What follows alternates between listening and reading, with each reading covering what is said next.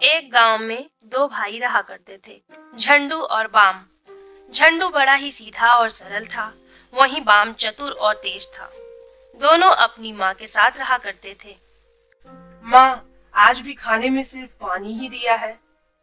क्या घर में कुछ भी नहीं है खाने को? नहीं बेटा, घर में अनाज का एक टुकड़ा भी नहीं है। तेरी बीमारी ठीक होने का नाम ही नहीं ले रही, और तेरा भाई पूरा दिन घर में पड़ा रहता है। न कोई काम करता है, न कहीं बाहर जाता है, बस घर में पड़े पड़े खाना खाता रहता है। यही हाल रहा तो हम भूखे मर जाएंगे। चिंता ना करो माँ, मैं कुछ करता हूँ, कहीं न कहीं काम मिल ही जाएगा। झंडू काम की तलाश में घर से निकल जाता है। कई दिन चलने के बाद वो एक सेठ के पास पहुंचा। सेठ जी, मुझे काम की जरूरत है, क्या आपके यहाँ कुछ काम मिल सकता है? मना मत कीजिएगा, मेरे परिवार को इस समय बहुत जरूरत है। काम तो मैं दे दूंगा, लेकिन मेरी एक शर्त है। एक बार काम शुरू करके वापस नहीं जा सकते। अगर तुमने काम छोड़ा तो मैं तुम्हारे हाथ कटवा दूंगा, और अगर मैंने तुम्हें काम से निकाला तो तुम मेरे हाथ काट सकते हो। काम की इतनी जरूरत थी कि झंडू झट से तैयार हो गया। पूरा दिन वो मेहनत से काम करता रहा। झंडू, जाओ एक पत्ता लेके आओ, उसी में तुम्हें खाना मिलेगा। झंडू चारों तरफ पत्ता खोजने लगा, पर उसे कोई बड़ा पत्ता नहीं मिला। थक के वो एक छोटा सा पत्ता लेके आया। वाह झंडू, इससे बड़ा पत्ता नहीं मिला? नहीं सेठ जी, चारों तरफ देखा पर इससे बड़ा पत्ता कहीं नजर नहीं आया। शाम में बड़ा पत्ता खोज के ले आऊंगा। झंडू, ध्यान से सुनो, तुमने जो पत्ता आज चुना है, अब वो पूरी जिंदगी उसी में खाना होगा। और सेठ जी, इतने छोटे पत्ते में मेरा पेट कैसे भरेगा? ऐसे तो मैं मर जाऊंगा। इस तरह तो मैं काम भी नहीं कर पाऊंगा। ठीक है झंडू, तुम काम छोड़ के जाना चाहते हो तो जाओ, पर शर्त के अनुसार पहले अपना हाथ कटवाओ। ये आप क्या बोल रहे हैं सेठ जी? मेरे हाथ मत काटिए, ये तो बेईमानी है। झंडू, शर्त याद है नहीं है? अब चुपचाप खाना खा और जाके काम कर। झंडू बेचारा जरा से पत्ते पे थोड़ा सा खाना खाया और काम करने लगा। कई दिन बीत गए और झंडू बिना खाए कमजोर होने लगा। ऐसे तो मैं जल्द ही मर जाऊंगा, यहाँ और नहीं रुक सकता। पर काम छोड़ा तो मेरे हाथ कट जाएंगे, और यहाँ रहा तो भूखा ही मर जाऊंगा। जान देने से तो अच्छा हाथ कटवाना ही है। सेठ जी, मैं अब और यहाँ काम नहीं कर सकता, मुझे जाने दीजिए। चले जाना, पहले अपना हाथ तो कटवा लो। इस तरह सेठ ने झंडू के हाथ कटवा दिए। झंडू रोता हुआ किसी तरह अपने घर पहुंचा। भैया, ये क्या हुआ? तुम्हारे हाथ कैसे कट गए? झंडू ने रोते हुए अपनी पूरी कहानी सुनाई। भैया, मैं उस सेठ को नहीं छोड़ूंगा, उसकी तो मैं हालत खराब कर दूंगा। नहीं नहीं भाई, तुम वहां मत जाना, वो सेठ बहुत ही दुष्ट है। वो ना खाने को देगा, दिन भर काम करवाएगा, तुम्हारे भी हाथ कटवा देगा, और तुम तो खाने के बिना एक दिन भी नहीं रह पाओगे। हाथ कटवाएगा? अरे, मैं उसके ही हाथ काट दूंगा, तुम बस देखते रहो।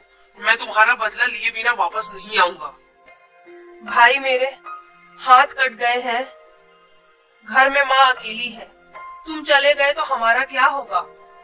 तुम मत जाओ भाई। तुम चिंता मत करो भैया, मुझे कुछ नहीं होगा, और मैं बीच बीच में घर भी आता रहूंगा। शहर तो पास में ही है, और हाँ, आपका बदला लिए बिना मुझे चैन नहीं आएगा। यह कहकर बाम सेठ के पास चला गया। सेठ जी, मुझे कुछ काम मिल जाएगा क्या? कई दिनों से कुछ खाया नहीं है। हाँ हाँ, क्यों नहीं मिलेगा, मैं सबकी सहायता करता हूँ, बस मेरी एक शर्त है। यही ना, मैंने काम छोड़ा तो मेरे हाथ आप कटवा देंगे, मुझे सब मंजूर है, बस आप कुछ काम दे दीजिए। तुम तो बड़े होशियार हो, पहले से ही सब पता है। चलो फिर काम पे आज से ही लग जाओ। चलो, आज एक और बकरा मिल गया, बड़ा मोटा ताजा, इससे तो रगड़ के काम करवाऊंगा। इस मूर्ख को तो ये भी नहीं पता कि कुछ दिन में इसके हाथ ही कटने वाले हैं। आओ, आएगा मजा। यहाँ क्यों पड़े हुए हो? काम कौन करेगा? तेरा बाप? जाके काम में लग। अरे मालिक, आज छोड़ दो, आज पेट में बड़ा दर्द हो रहा है, मैं कल से बढ़िया काम करूंगा। आप तो इतने दयालु सेठ हैं, बस आज छोड़ दो। ठीक है, पर कल से कोई बहाना नहीं चलेगा। जी हुजूर, मैं कल से शिकायत का कोई मौका नहीं दूंगा। चलो सब अपना पत्ता लेके आ जाओ, खाना तैयार है।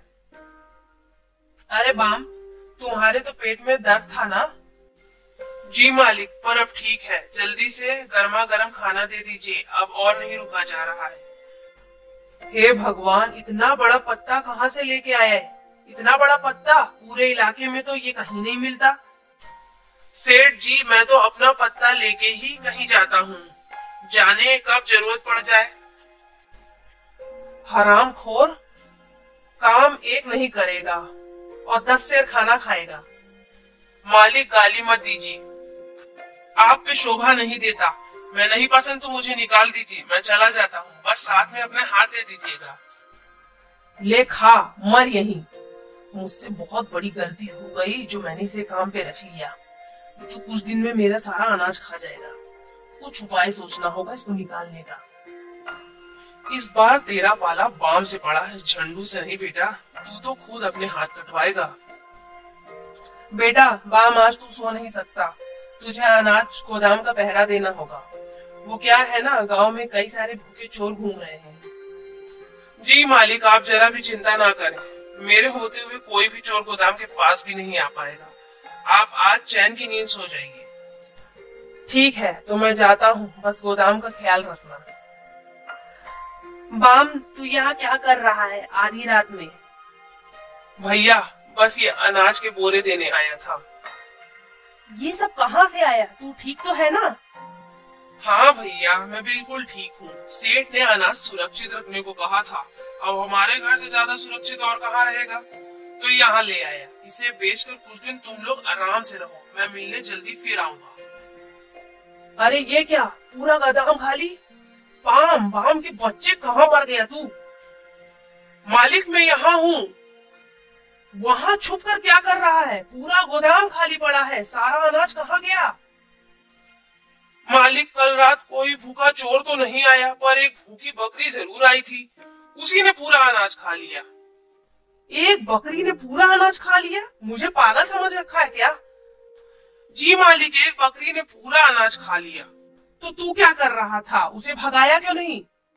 मालिक, मुझे भूखी बकरी से बड़ा डर लगता है, मैंने तो एक कोने में छुपकर अपनी जान बचाई।